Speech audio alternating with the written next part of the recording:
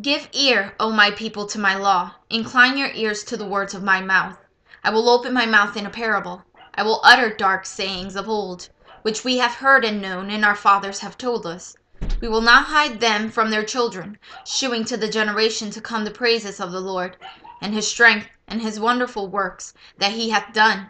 For he established a testimony in Jacob, and appointed a law in Israel, which he commanded our fathers, that they should make them known to their children, that the generation to come might know them, even the children which should be born, who should arise and declare them to their children, that they might set their hope in God, and not forget the works of God, but keep his commandments, and might not be as their fathers, a stubborn and rebellious generation, a generation that set not their heart aright, and whose spirit was not steadfast with God. The children of Ephraim, being armed and carrying bows, turned back in the day of battle. They kept not the covenant of God, and refused to walk in his law, and forgat his works and his wonders that he had shewed them. Marvelous things did he in the sight of their fathers, in the land of Egypt, in the field of Zoan. He divided the sea, and caused them to pass through, and he made the waters to stand as an heap. In the daytime also he led them with a cloud, and all the night with a light of fire. He clave the rocks in the wilderness, and gave them drink as out of the great depths. He brought streams also out of the rock, and caused waters to run down like rivers. And they sinned yet more against him, by provoking the Most High in the wilderness. And they tempted God in their heart by asking meat for their lust. Yeah, they spake against God. They said, Can God furnish a table in the wilderness? Behold, he smote the rock, that the waters gushed out, and the streams overflowed. Can he give bread also? Can he provide flesh for his people? Therefore the Lord heard this, and was wroth. So a fire was kindled against Jacob, and anger also came up against Israel, because they believed not in God, and trusted not in his salvation. Though he had commanded the clouds from above, and opened the doors of heaven, and had rained down manna upon them to eat, and had given them of the corn of heaven. Man did eat angels' food. He sent them meat to the full. He caused an east wind to blow in the heaven, and by his power he brought in the south wind.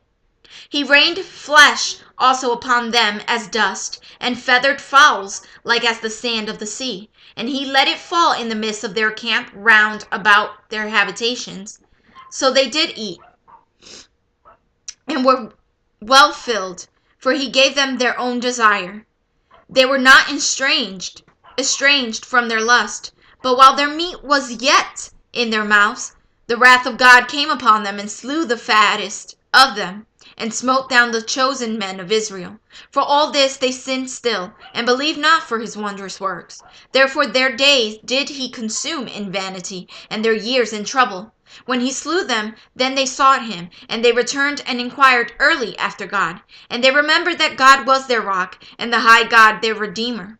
Nevertheless, they did flatter him with their mouth, and they lied unto him with their tongues. For their heart was not right with him, neither were they steadfast in his covenant. But he, being full of compassion, forgave their iniquity, and destroyed them not. Yea, many a time turned he his anger away, and did not stir up all his wrath. For he remembered that they were but flesh, a wind that passeth away, and cometh not again. How oft did they provoke in the wilderness, and grieve him in the desert? Yet they turned back and tempted God, and limited the Holy One of Israel. They remembered not his hand, nor the day when he delivered them from the enemy, how he had wrought his signs in Egypt, and his wonders in the field of Zoan, and had turned their rivers into blood, and their floods that they could not drink. He sent divers sorts of flies among them, which devoured them, and frogs, which destroyed them.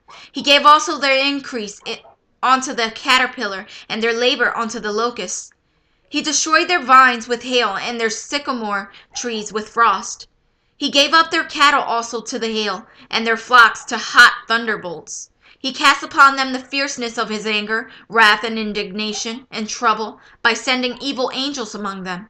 He made a way to his anger. He spared not their soul from death, but gave their life over to the pestilence, and smote all the firstborn in Egypt, the chief of their strength, in the tabernacle of Ham, but made his own people to go forth like sheep, and guided them in the wilderness like a flock. And he led them on safely, so that they feared not, but the sea overwhelmed their enemies. And he brought them to the border of his sanctuary, even to this mountain, which his right hand had purchased. He cast out the heathen also before them, and divided them in an inheritance by line, and made the tribes of Israel to dwell in their tents. Yet they tempted and provoked the Most High God, and kept not his testimonies, but turned back and dealt unfaithfully like their fathers. They were turned aside like a deceitful bow, for they provoked him to anger with their high places, and moved him to jealousy with their graven images. When God heard this, he was wroth, and greatly abhorred Israel, so that he forsook the tabernacle of Shiloh, the tent which he placed among men, and delivered his strength into captivity and his glory into the enemy's hand. He gave his people more also unto the sword, and was wroth with his inheritance. The fire consumed their young men, and their maidens were not given to marriage. Their priests fell by the sword, and their widows made no lamentation. Then the Lord awaked as one out of sleep, and like a mighty man that shouteth by reason of wine. And he smote his enemies in the hinder parts. He put them to a perpetual reproach. Moreover, he refused the tabernacle of Joseph, and chose not the tribe of Ephraim, but chose the tribe of Judah, the Mount Zion, which he loved. And he built his sanctuary like high places, like the earth which he hath established forever. He chose David also his servant, and took him from the sheepfolds. From following the ewes, great with young, he brought him to feed Jacob his people, and Israel his inheritance. So he fed them according to the integrity of his heart, and guided them by the skillfulness of his hands.